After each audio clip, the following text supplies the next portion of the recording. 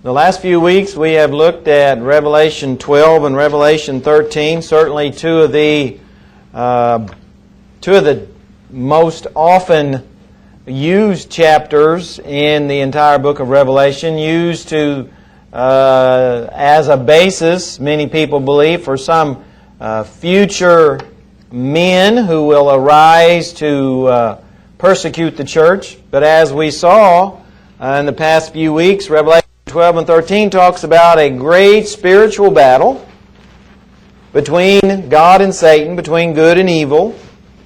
Revelation 12, of course, we talked about how Satan was pictured as a great fiery red dragon who did everything in his power to stop the coming of the Messiah.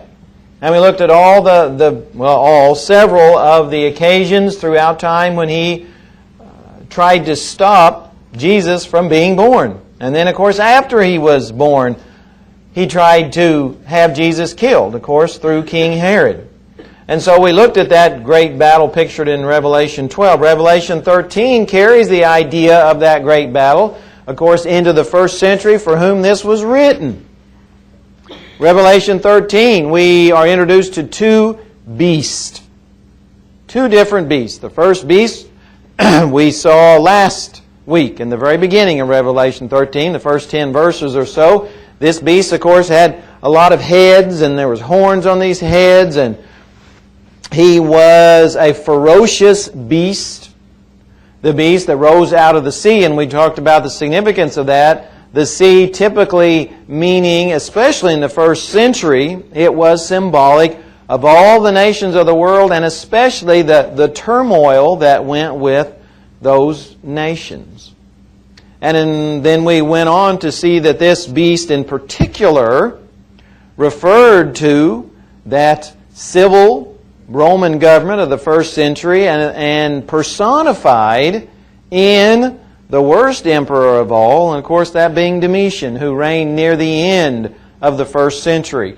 This is the emperor, this is the world leader at the time that was causing the Christians so much pain and sorrow and grief and suffering.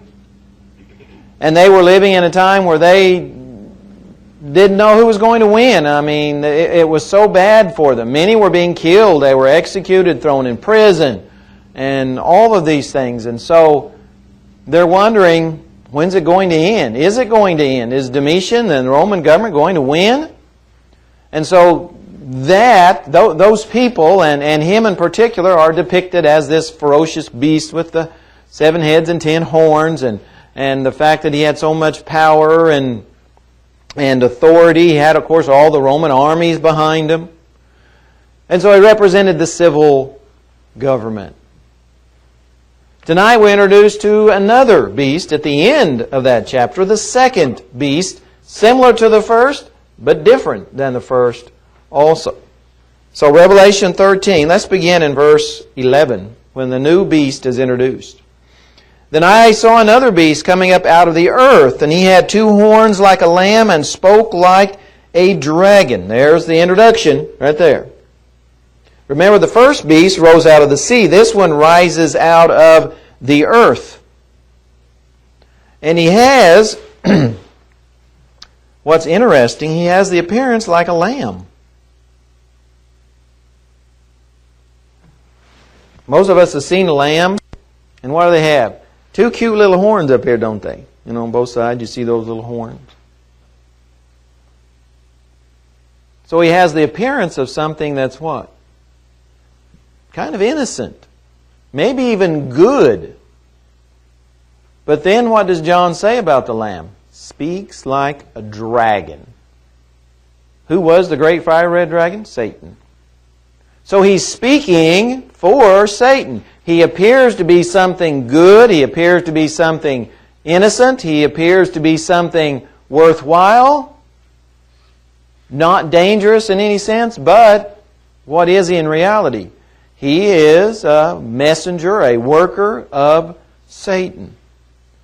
And who better that we've talked about the past several weeks that represents this seemingly safe, good, lamb than those people in the first century that worked for the Roman government, but we called them the concilia last week and the week before. These were the ones that were given power by the imperial, civil Roman government to enforce emperor worship. They had the power to go around. They had the power to execute. They had the power to throw in prison. They had the power to persecute. They had the power, as we'll see in a little bit, to put economic sanctions on the people, to persecute them financially, which of course was very important, just like it would be for us today. So here we have two different beasts, but they both have the same aim. One is very upfront. You know, the imperial Roman Empire, Roman government, civil government, there was nothing deceitful about them. They were very upfront. They were after the Christians. But they also used this group of priests. They were kind of like a cult. And they were the ones that were going around. They had images built. And they would go around and try and force Christians to bow down to the image. They didn't have to bow down and say much. But they tried to get them to do that. And if they wouldn't, then they had all the power given to them by the Roman government to persecute, kill those Christians. And so it was somewhat a religion. You know, they were called priests, and so in many ways it was a religion because they were promoting emperor worship. And the worst time of emperor worship, the most severe time of emperor worship, was during the time of Domitian. Again, toward the end of the first century. He was the worst. He was the one, more than any of the other emperors, who demanded that he be addressed as divinity, as a divine being, as God, as the Lord, as the sovereign ruler. That's what he wanted. The other emperors before him, not so much. But he, more than any of the others, demanded that he be worshipped. When he would walk into the Roman Senate, that's what they were supposed to do. All the senators were supposed to basically, hail your God. And so, as far as he was concerned, he was God. And that's why he had these priests going around trying to enforce people to do that. Lambs, of course, throughout time have always been representative of religious sacrifice, and in particular of religion. And so in this case, it was a false religion, but it was still a religion because they promoted emperor worship, which was a type of religion with a lot of power. Notice 12. And exercises all the authority of the first beast in his presence, and causes the earth and those who dwell in it to worship the first beast, whose deadly wound was healed. See what the second beast was to do? Cause people, all the nations of the world, to bow down to the first beast. And that's, of course, what these priests, this concilia, that's what they did. They went around forcing people to bow down to the first beast. The Roman government, especially as it was personified in Domitian. The worst of all as far as thinking he was divine. He was God. And so that's what they did. That was their job, you might say. And it was in his presence. They were given all the authority. And it says, the first beast whose deadly wound was healed. We talked about that last week. Remember when Nero, who was, of course, some 15, 20 years before, he was the emperor some 15 or 20 years before Domitian.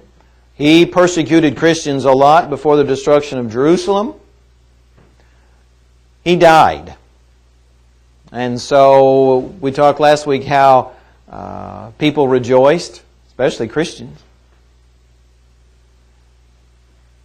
But many people, when Domitian came into power, actually there were rumors all over the Roman Empire that Domitian was simply Nero resurrected. And in a way he was, because the same type of characteristics that Nero had were in Domitian. He was cruel and hateful and wicked and evil. Domitian just took those characteristics and multiplied them, intensified them, and made them far worse.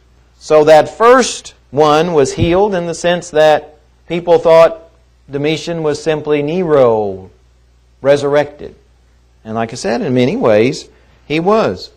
And so the second beast gets his power from the first. He goes around trying to get Christians, everyone, to bow down to the Roman emperor.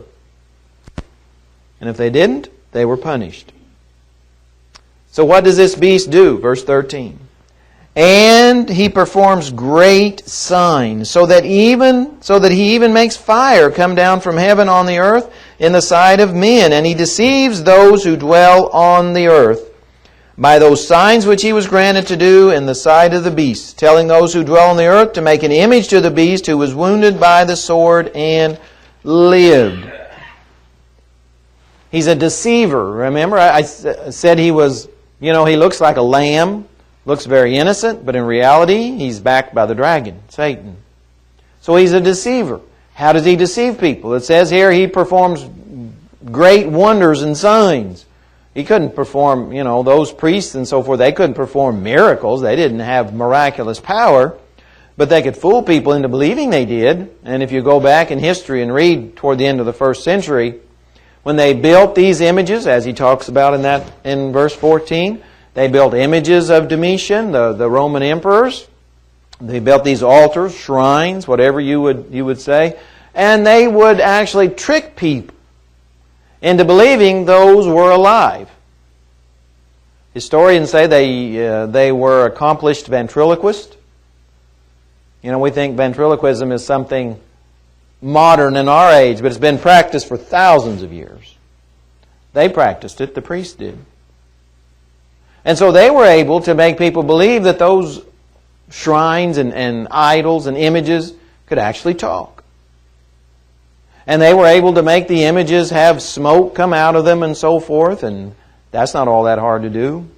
We didn't invent chemistry today. That's been around a long time.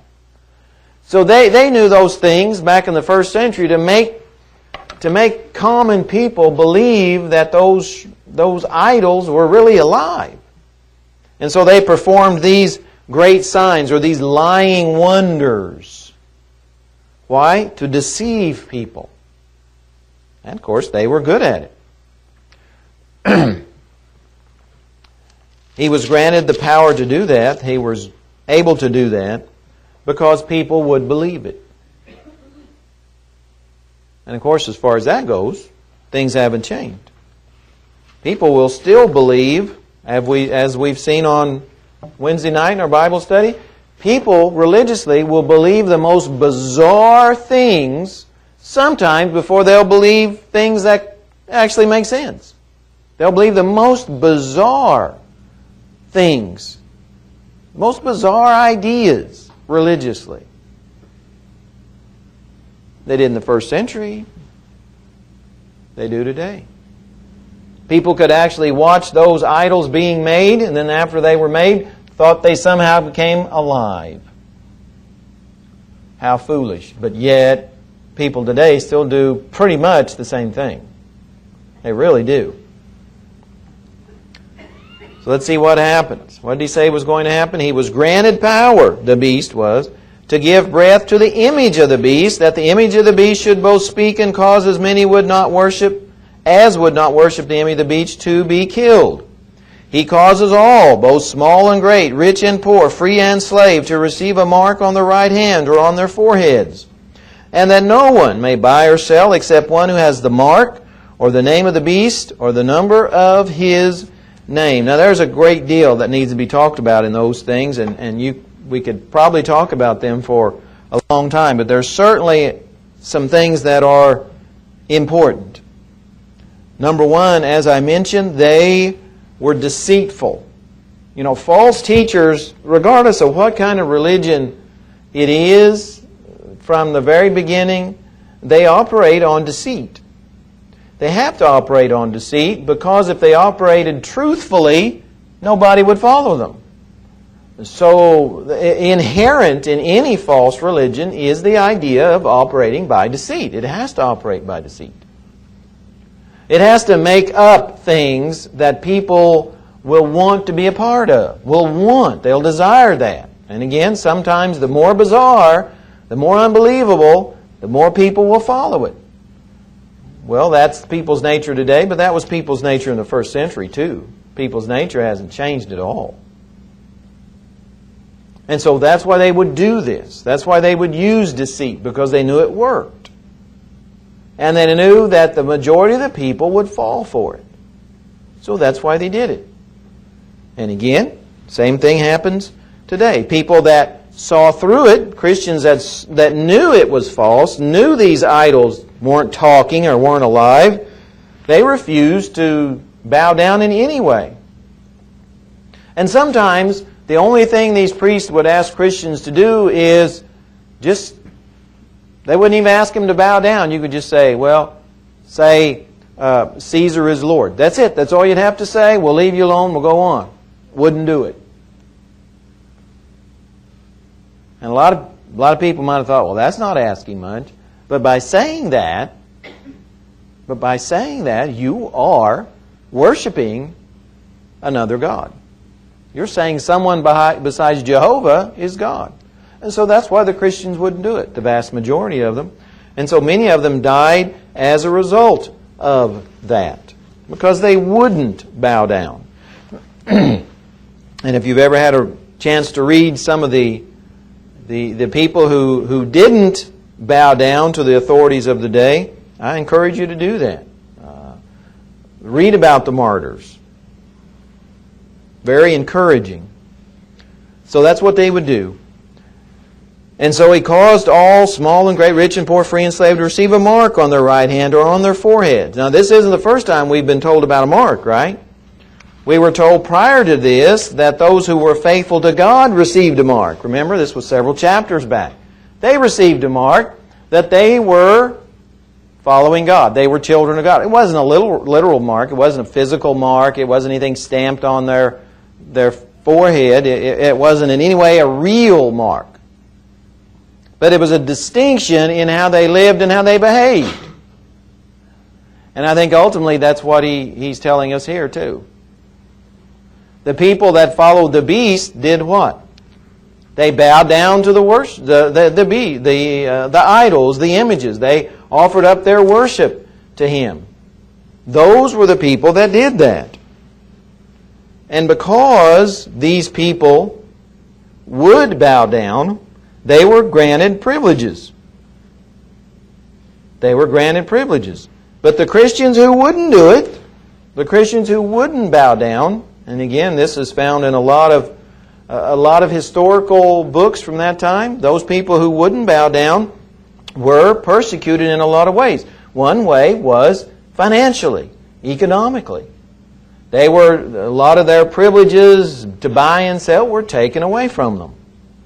They couldn't participate in certain trades or guilds or crafts, and so those type of things were taken away. Well, can you imagine if you've been making your living all your life a certain way, and then one day that's taken away from you? You can't do that anymore. And so your whole livelihood is gone just like that. See, these priests that would go around trying to force people to bow down had the power to do that to anyone who wouldn't bow down. And so they could cause Christians' lives to be very miserable in that sense, financially. And so that's what they did. So it said that no one may buy or sell except one who has the mark or the name of the beast or the number of his name. Or the number of his name. And he says, here is wisdom. And of course the people in the first century wouldn't have had any problem with this whatsoever. We don't talk like this today. You know, we don't use a lot of symbolism today like they did. And we don't use this type of literature like they did. But to people in the first century, especially Christians, of course, to whom this was written, they wouldn't have had any trouble at all understanding this. Here is wisdom. Here's what you need to know. Here is what's going to help.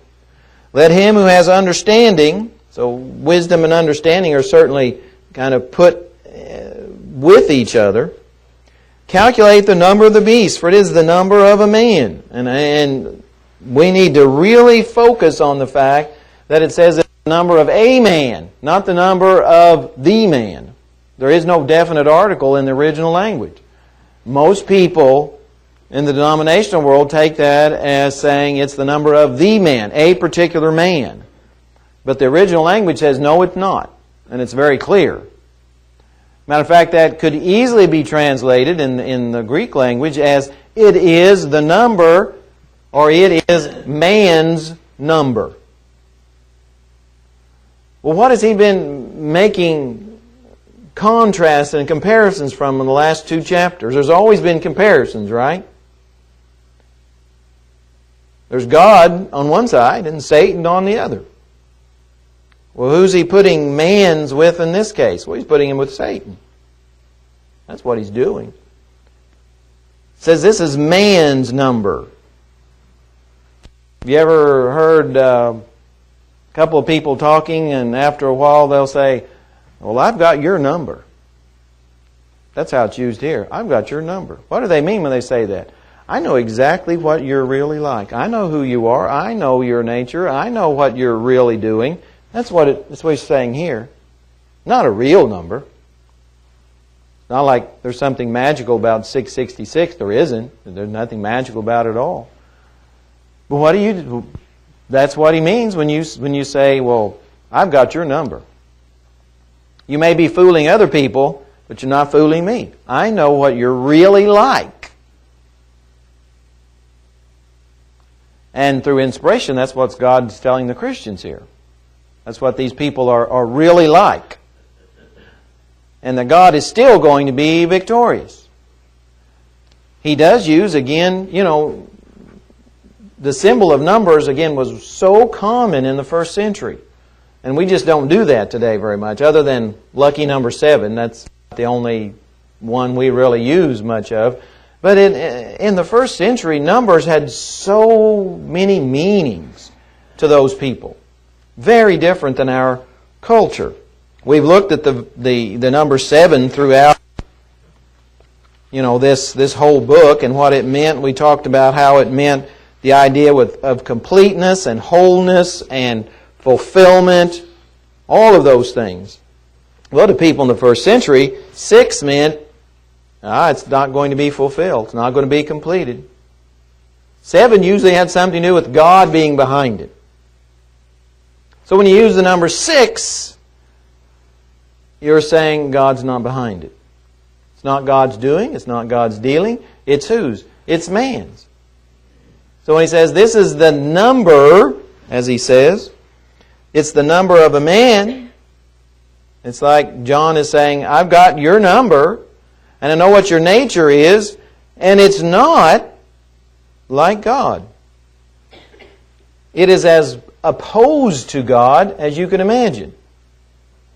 Now the people in the first century, if John would have said his number is 6, that meant something different than saying his number is 666. Remember back in Isaiah chapter 6 when the seraphim are flying around the throne? And what do they do a lot in that chapter? They repeat something 3 times. Holy, holy, holy. Why do they do that? For emphasis. So why is 6 used 3 times here? For emphasis. He's emphasizing that this is man's doing. This is not God's in any way. This is the nature of man. This is sinful. This is wicked. This is evil. This is not going to be completed because God's not behind it. Man's behind it, and ultimately Satan's behind it, and Satan's not going to win. So you would have understood that if you were a Christian in the first century, knowing that, number one, this has nothing to do with God. God's not behind any of these things, but that Satan is, and it's evil, and it's not going to come to completeness. The Christians in the first century, if he said his number is 777, they would have been terrified. But by saying it's 666, they weren't. And today, people that have interpreted this book has done what? 666 as being just the most terrifying number at all. And it shouldn't be. Because it says it's not going to come to completeness. Because God's not behind it. It's not God's will. It's man's will. And it's man's nature. It's that evil, wicked nature. It's not talking about a person. And every denominational person I've ever heard or read or seen on TV believes it's talking about an individual, the Antichrist. Whereas the Bible gives no credence to that whatsoever.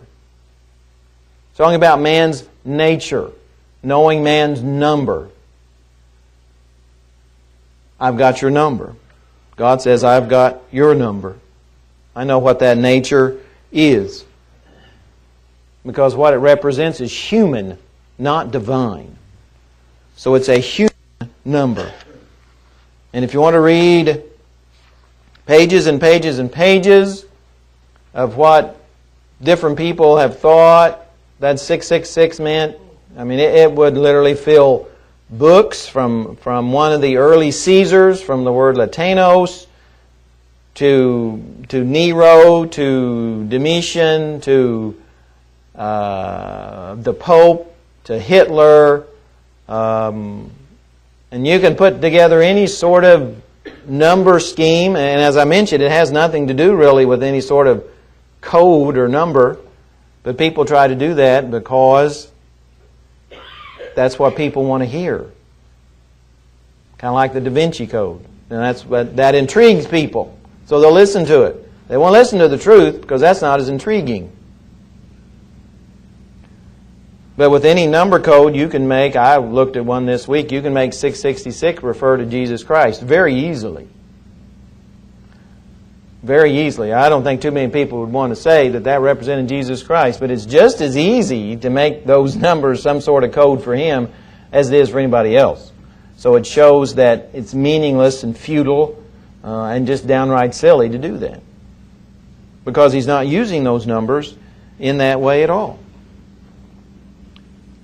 They did take it as a bad omen. A symbol of dread in a sense, but not a symbol of good, because God wasn't behind it. It wasn't referring to God. It was referring to man's nature. So it's a number, not a name. And it talks about man's nature, his character. His character. And that ends that chapter. And what a war has been going on in chapter 12 and 13. God and the dragon. And the dragon is fighting the woman and fights the child. The first beast rises up to fight against Christians, that civil Roman government. Second beast rises up, that priestly cult that gets its power from the Roman government to persecute Christians. And it may look like things are pretty hopeless. And that there is dread and doom and all these kinds of things out there. But God's going to win, as was mentioned in the prayer. That's what Revelation says. God wins. Many people, when they pick up a book of fiction, they'll do what? They'll go to the last paragraph, see who wins or see what happens. You don't really have to do that in the book of Revelation, because almost every chapter tells you that. God wins. God wins. May look bleak, and again, 666 look bleak for many people. First and second beast look bleak. But when it's looked at rightly and interpreted rightly, it's still the same message. God is the winner. God's victorious. And so even though it's going to be a tough time, and even though there's going to be suffering, it's not going to be forever. Again, that number 6, not forever. It's not complete. It's not going to go on forever. It's temporary. And that gave them some hope. Even though, they were dreading what was going to happen and what was happening, and rightfully so, but still, it was eventually going to stop. God was going to bring down the Roman Empire. God was going to bring down those priests, and they would never be in the world again. And that's how Revelation 14 or 13 ends. And what a message for us. Even in the darkest, bleakest of times, we know God wins. How do we know? Because we went to the end of the book and looked. And that's how we know. So if we're going to be victorious, we have to be on God's side, in His family, have to experience that new birth and remain faithful, because we know how the story ends. And that's maybe the best part of being a Christian. We don't have to wonder how the story ends. We've already been told. Regardless of what the world thinks or what is happening in the world, we know the end. If you need to come tonight, I encourage you as we stand and sing this invitation song.